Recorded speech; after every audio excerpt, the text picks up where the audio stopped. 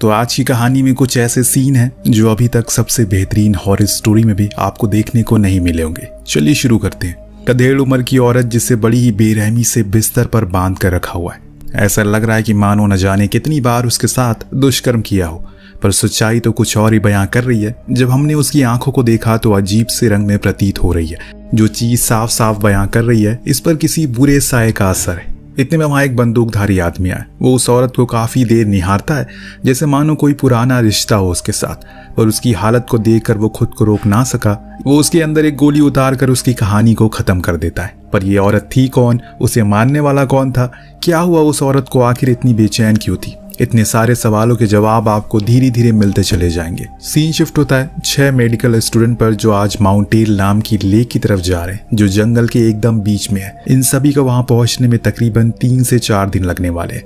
उस लेक तक पहुंचने का रास्ता काफी सक्रिय है, जिसके कारण इनके दोस्त को थकान महसूस होने लगती है। हालांकि इनके पास मैप भी था, परंतु फिर भी ये रास्ता भटक चुके हैं और इसीलिए ये लोग आपस में बात करने का फैसला करते हैं। आज की रात इन्हें यहीं थोड़ा रुक कर रेस्ट करना चाहिए ताकि अगले सूरज निकलने से पहले वो अपना सफर शुरू कर सके। सब मान गए। फिर उन्होंने एक खाली जगह चुनकर वहां अपना टेंट लगा दिया, साथ में आग भी जला दी ताकि जंगली जानवर दूर रहें। इस बीच हमें पता चलता है कि मीट आज अपनी गर्लफ्रेंड को प्रपोज करने वाला है। वो काफी एक्साइटेड है। तभी अचानक इन्हें कुछ आवाजें सुनाई देती है। लड़के ने कहा कि ये जंगली कुत्ते हैं जो खाने की तलाश में इधर उधर भटक रहे हैं। चिंता मत करो, वो हमारे करीब नहीं आएंगे, क्योंकि उन्हें इंसानों से डर लगता है। सभी को ये सुनकर थोड़ा सुकून मिलता है। अब बातें करने के बाद ये लोग अपने अपने टेंट में चले जाते हैं। पर मेट सूसू करने के लिए थोड़ी दूर पर आया, जहां वो आराम से हल्का हो रहा है। लेकिन आज उसे ये नहीं पता कि उसका हल्का होना इतना भारी हो जाएगा। दरअसल उसे कुछ दूरी पर एक परछाई दिखाई दी जो कि किसी इंसान की है, लेकिन वो देखने में तो इंसान कतई नहीं लग रहा है। अब आप होते तो फौरन भागकर अपने दोस्तों के पास आ जाते, लेकिन मेट को सुकून नहीं है। वो होशियार बनने के लिए उसके करीब गया ताकि पता लगा सके कि वो क्या है।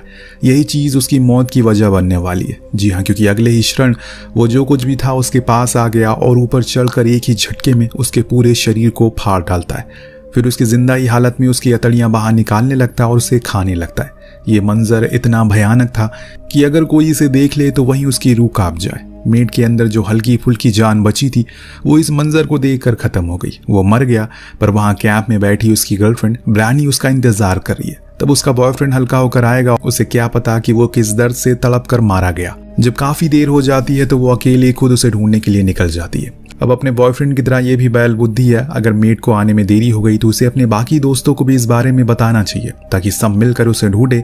अकेले वंडर वुमन बनने की क्या जरूरत थी। तो अब ये जब स्थान पर गई तो उसे वहां अजीब सी चीज मेट की मीट को खाते हुए दिखी और उस चीज ने भी उसे देख लिया। ब्रानी ने भागना शुरू किया। उसकी चीखें सुन बाकी के दोस्त भी जाग गए और फौरन अपने अपने कैंप से बाहर आए।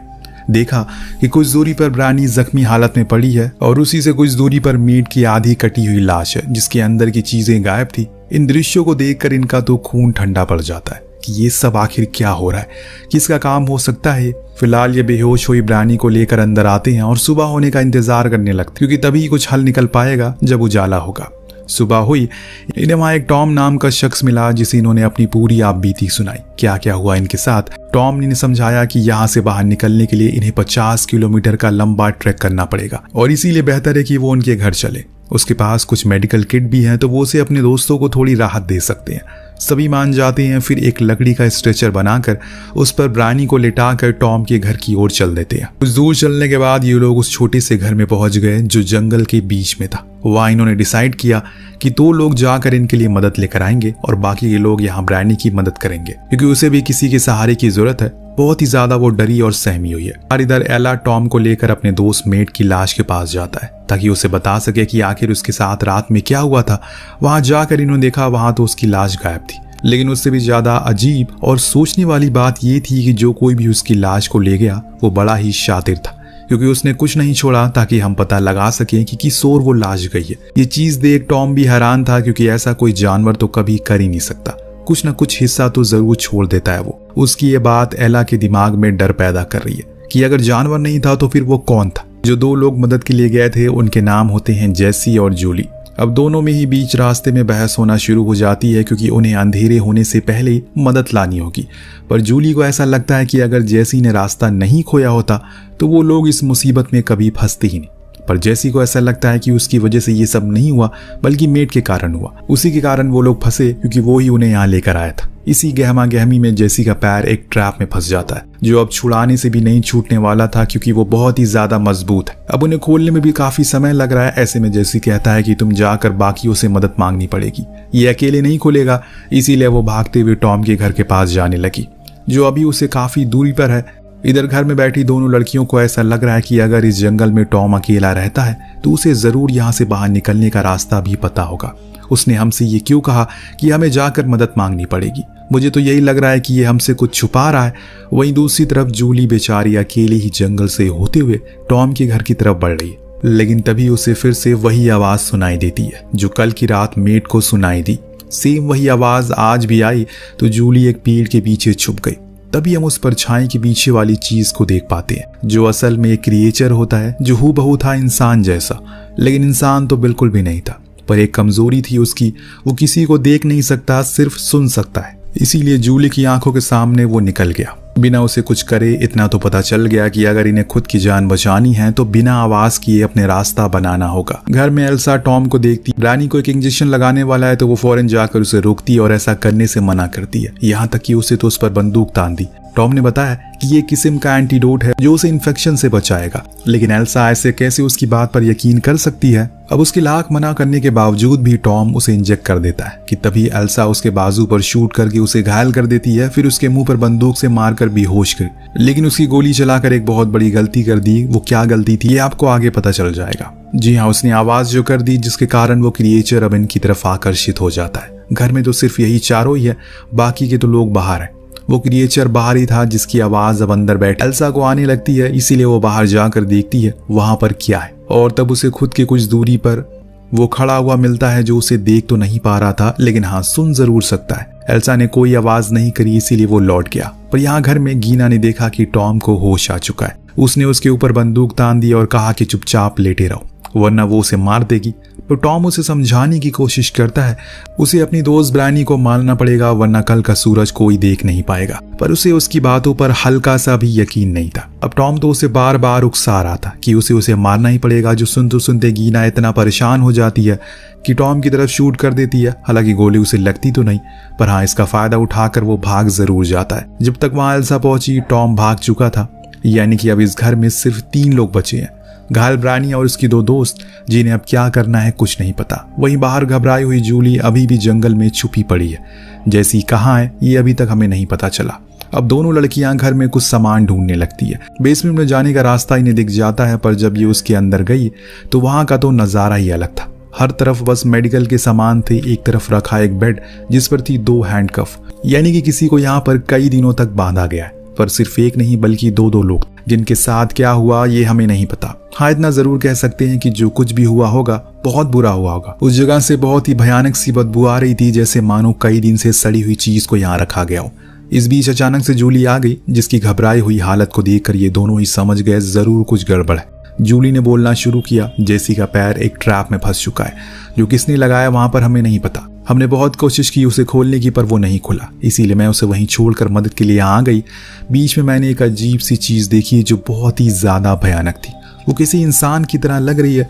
ये सुन गीना ने कहा कि टॉम सही कह रहा है। उसका कहना था कि जो कुछ भी है जो हमें सुबह का सूरज देखने नहीं देगा, पर वो क्या है ये उसने नहीं बताया। इसी कश्मकश में ये तीनों ही वहां बैठे रहे। वहां एक और अकेले जेसी के पास वो क्रिएचर आता है, यानी कि उसका भी अब खेल खत्म होने वाला है। एक ही झटके में उसने उसके गले को काट दिया और जब सुबह हुई तो ये तीनों ही वहां पहुंचे जेसी को देखने के लिए। वहां वो मरा हुआ मिला, पर जब जूली ने उसकी सांसें चेक की तो उसके दिल अभी भी धड़क रहा था, इसीलिए फौरन उसे लेकर केबिन में आ गए और फिर लिटा देते हैं। पर अब इनके दोनों ही साथियों की हालत गंभीर हो चुकी है। उल्टा अब तो ब्रानी के दांत और बाल भी गिरना शुरू हो चुके हैं, जो चीज देख इन लोगों की हालत टाइट हो जाती है। इसी टेंशन में ये लोग सो गए। रात होने पर छुपकर टॉम फिर से लौट आया और गीना के हाथ से बंदूक छीनकर एल्सा के सर पर तान दी और कहा कि जो मैं कह रहा हूं वही करो वरना बहुत बुरा होगा। तभी पीछे से गीना आकर उस पर चाकू से वार करके उसे बेहोश करती है। फिर जब उसे होश आया तो एल्सा उसके सामने बैठकर उसे सब कुछ सच सच बताने को कहती है। आखिर वो यहाँ क्यों रह रहा है, उनके साथ क्या होने वाला है। टॉम उसे सब कुछ बताना शुरू करता है। सालों पहले वो यहाँ अपने परिवार के साथ घूमने आया था, पर अचानक एक दिन उसका बेटा कहीं गायब हो गया। उसने उसे ढूंढने की बहुत कोशिश की, लेकिन वो कहीं नहीं मिला। फिर एक दिन अचानक उसकी बीवी की तबीयत खराब होने लगी, खून सफेद होने लगा, उसकी आंखें पीली पड़ने लगी, उसका व्यवहार बदलने लगा। ये सब इसलिए हुआ क्योंकि वो इन्फेक्टेड हो चुकी थी। दरअसल इस जंगल में सदियों पहले एक फेरल नाम का वायरस फैल गया, जिसके कारण सबसे पहले मेरा बेटा इन्फेक्टेड हो गया, जिसने फिर अपनी माँ को किया। मैंने अपने बीवी का बहुत इलाज करने की कोशिश करी, उसे मैंने नीचे बेसमेंट में बांध कर रखा, लेकिन सालों की मेहनत के बाद भी उसकी तबीयत में कोई सुधार नहीं आया। ऊपर से वो और बीमार होती चली गई। इस बीच हम ऊपर देखती हैं जैसी को होश आ चुका है, वो पूरी तरह से इन्फेक्ट हो चुकी है और उसकी पहली शिकार बनी वहां पास में बैठी गीना, जिसके गले पर काट कर वो जंगल में भाग गया। नीचे अभी भी टॉम उसे बता रहा है कि कैसे उस दिन के बाद से उसने अपनी बीवी को खुद के हाथों से खत्म कर दिया, क्योंकि वो नहीं चाहता कि अब वो और दर्द सहे। तो जिस औरत को हमने कहानी की शुरुआत में देखा था वो असल में टॉम की बीवी थी। तो आपको पता चल गया होगा कि असल में अभी तक क्या चल रहा है। पर यह आपके दिमाग में एक और सवाल आया होगा, इन सब लोगों को शुरुआत से मार कौन रहा है? तो मैं आपको बता दूं कि वो असल में टॉम का बेटा ही है, जो कि अभी तक जंगल में घूम रहा है और यहाँ आने वाले को मारता ही रहता है, लेकिन सिर्फ रात में। इसीलिए टॉम कहता है कि हमें रात होने से पहले इन्हें मार देना होगा, वरना ये हमें ही खा जाएंगे। पर एल्सा को अभी भी लगता है कि वो झूठ कह रहा है, ताकि वो उसे जाने दे। तभी हम देखते हैं कि ब्रानी पूरी तरह से उस क्रिएचर में बदलने लगी है। समय रहते ही ये लोग उसे नीचे बेसमेंट में लाकर बांध देते हैं, लेकिन अब वो किसी के भी कंट्रोल में नहीं आ रही है। पर अभी भी एल्सा को यकीन नहीं हो रहा उस पर। उधर गीना भी घायल थी, हो सकता है कि कुछ देर बाद वो भी ब्रानी की तरह बन जाए। इस बीच इनके घर पर कुछ इन्फेक्टेड लोग घुस आते हैं, जिन्हें मारने के लिए एल्सा ऊपर आती है। पर जब नीचे आती है तो टॉम उस पर हमला करके उसे बेहोश करता है। खुद फ्री हो जाता है, लेकिन ज्यादा देर तक नहीं, क्योंकि कुछ ही देर बाद उसका खुद का बेटा उसे काट लेता है, उसे भी इन्फेक्टेड कर देता है। अब जब एल्सा को होश आया तो उसने देखा गीना पूरी तरह से उसी क्रिएचर में बदल चुकी है, इसीलिए मजबूरन उसे मारना पड़ा। और फिर उसने जूली से भागने को कहा, लेकिन उसकी इतनी अच्छी किस्मत नहीं थी, क्योंकि वो क्रिएचर उसके पैरों में काट लेता है और अब वो क्रिएचर में तब्दील नहीं होना चाहती। इसीलिए उसने अपनी दोस्त से कहा कि वो उसे मार दे, लेकिन एल्सा के पास इतनी हिम्मत नहीं थी कि वो अपनी ही दोस्त को मार सके। वो उसे बंदूक देकर खुद वहां से चली गई और तब तक सुबह भी हो जाती है, यानी कि अब उसे खतरा नहीं है। लेकिन सवाल ये है, क्या सच में अब कोई खतरा नहीं है? हो सकता है कि यह वायरस अब बाहर की दुनिया में भी फैल गया हो, क्योंकि सारे इन्फेक्टेड लोग अभी मरे नहीं है। एल्सा तो जंगल से बाहर आ जाती है, पर अपने पीछे कई सवाल छोड़ गई, जिसका जवाब आपको देना है। आपको कहानी कैसी लगी हमें कमेंट करके जरूर बताएगा। मिलते हैं अगले वीडियो में। Thank you so much watching. Peace out.